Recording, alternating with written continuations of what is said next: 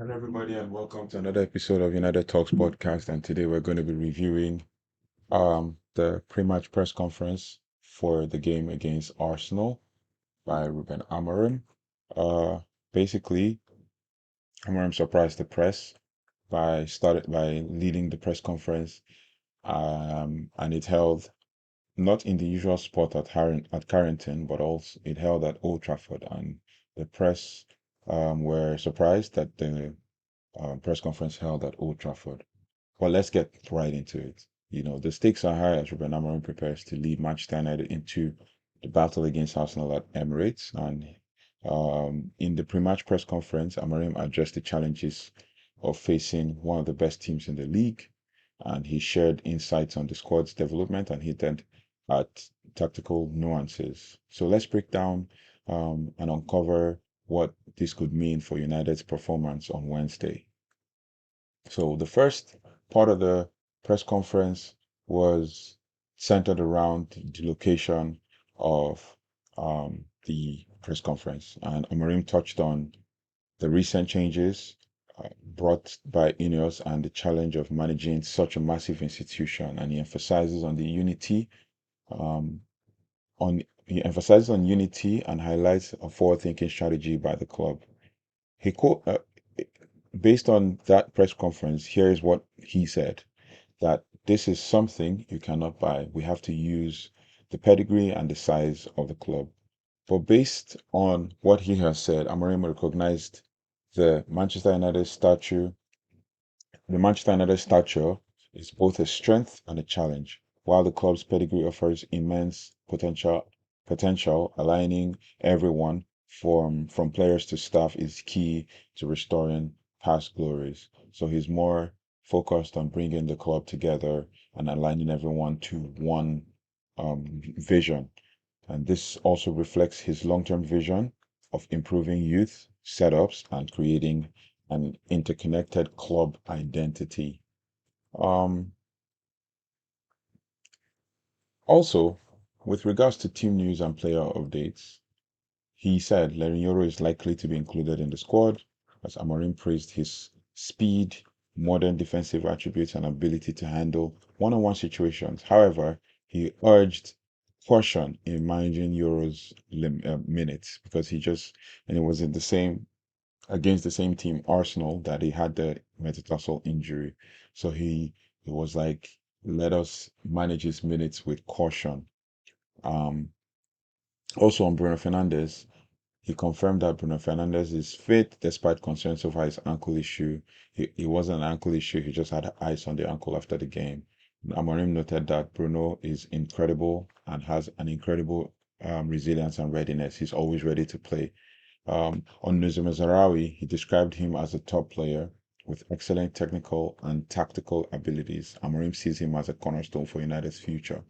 Amorim also noted how incredible Nuzum Mazarawi is.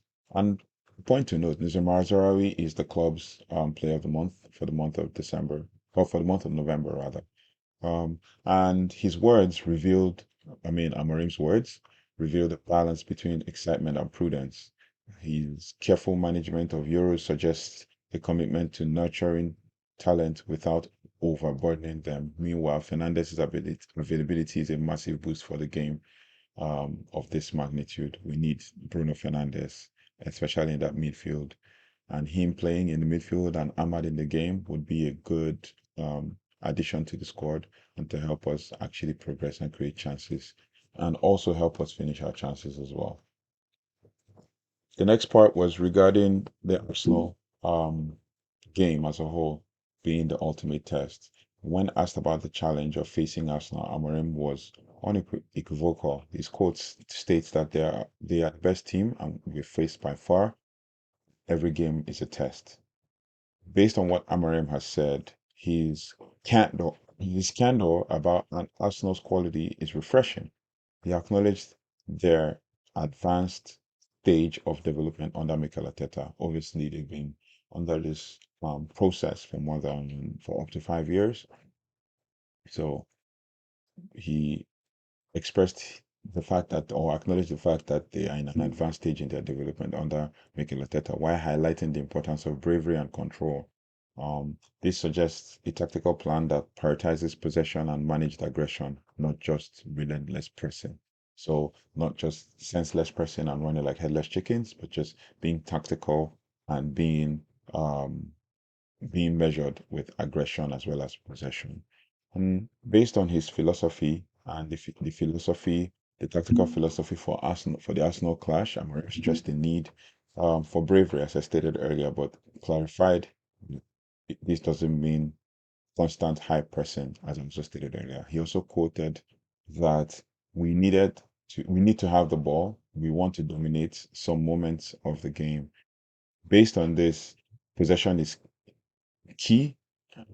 So he expects United to focus on retaining the ball and minimizing Arsenal's opportunity to counter. So the easiest way to limit Arsenal is to possess the ball and then controlled aggression, as I mentioned earlier. Amorim's emphasis on understanding game moments suggests a flexible approach, adapting pressing intensity based on the game's flow. Also, with modern defending. So with Yoro and Mazraoui in focus, United highlights Amorim highlights that United might also employ a high line, relying on pace and anticipation to neutralize Arsenal's attacking threats. I believe that with Amad Diallo being in the squad, it will be essential to also defend high, especially when we have people like Martinelli playing on the left side, but we will do that in the pre-match analysis. Um, Also, with building a fan connection, just as we stated at the top of the show, Amarim's reaction to the fans creating a chant for him was humble yet telling. He said, and I quote, "I don't like my chant. I want them to support the team and the players." And that's coming from a humble person who is like, okay, he feels like he hasn't done so much as to warrant a chant from the fans, and he wants to earn the support of the fans. I watched one interview after the game against Bodo Glimt where he stated that he doesn't know what he has done to deserve the love that he has received from the club. So his humility is striking and aligns with his player first philosophy. So by deflecting attention onto his squad, he's focusing on the players and fostering an environment where the players take the center stage, a crucial factor in building confidence and unity. And this is what I've been stating from the beginning of things. I was like, let's all support this team, let's support the player, let's back the manager. It's very important because the truth is, if we support the players and don't trash them on the internet or criticize them negatively, not constructively, then we can build confidence because these players see and hear all these things that we say, especially with podcasts like these. So, what to watch out for as Manchester United heads to the Emirates? Here are some of the things that we're looking for based on Amorim's comments. We expect and believe that Bruno Fernandes will influence the game and he can dictate play and lead United against a strong Arsenal midfield. And I think being technical, being tactical, and being fast in transition will help us to beat the midfield of most probably Declan Rice, Thomas Partey, um, and Martin Odegaard.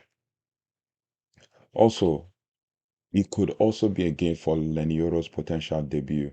And I would love to see what the lineup would look like with Leny Yoro and Nuzema Mazraoui in the squad if Leny Yoro gets a start. But how will the young defender cope if he is called upon in such a high stakes game?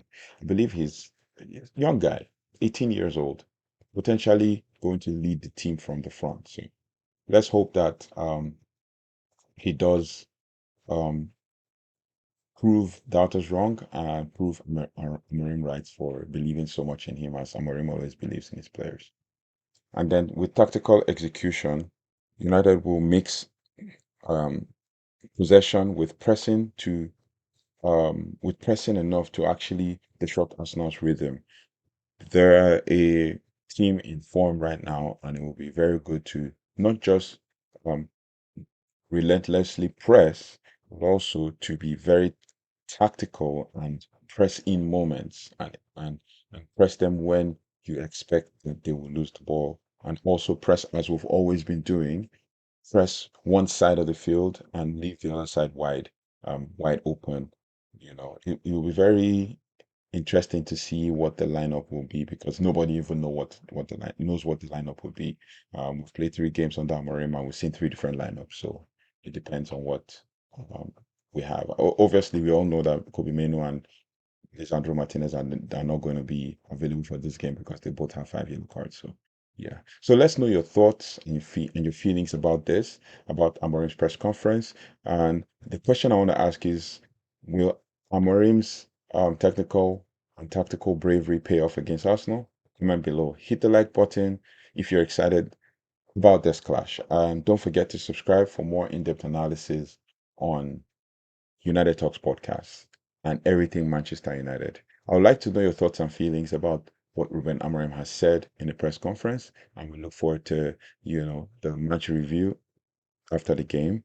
But also, the next video after this is going to be the match preview for the game against Arsenal. And I would also like to hear your thoughts and feelings on that as well. Do not forget to like, share, subscribe, and hit the notification bell. And I also want to say thank you to all subscribers and those who are commenting and liking and sharing. I look forward to seeing you in future videos. Take care, goodbye, God bless, and I'll see you on the next one. Bye bye.